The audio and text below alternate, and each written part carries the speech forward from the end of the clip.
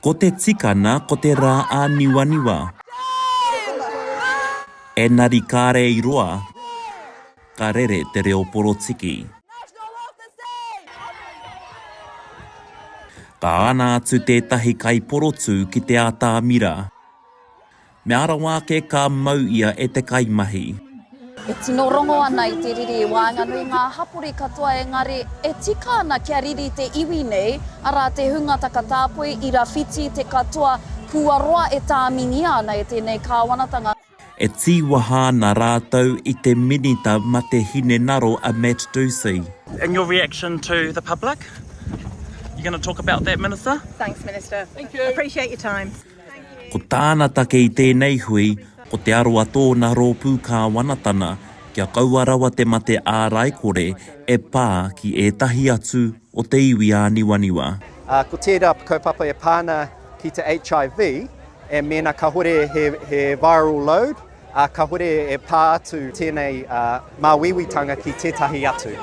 I wawata ai nā kai whakahaere o Big Gay Out kia nāwari tō rātou porotū.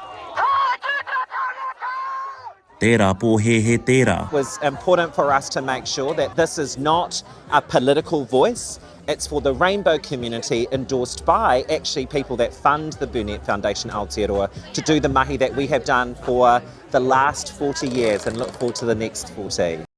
Kāre te minita Matt Doocey, mō te kōrero mai kia tuia i tēnei ahi e nari kei te rono ara te huna me aro mai te kāwanatanga kia rātou nei nawe aha koa te aha. For the rhetoric that they are using against our communities to divide us. He tau kume e mārama nei.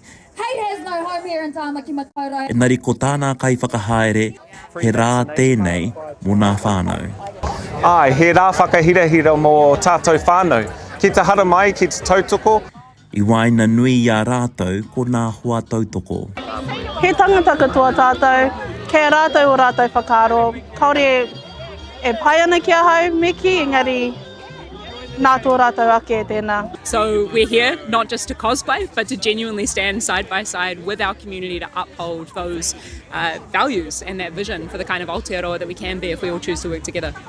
E nari ko te pātai, I hea te Premier, a Christopher Luxon. Kei hea ngā kai tōrangapū katoa, engari, me whakarongo ki te hapori, ki ngā tangata takatāpui, me o rātou wanga, kia rātou ngā kai tōrangapū e takahi ana I o rātou mana.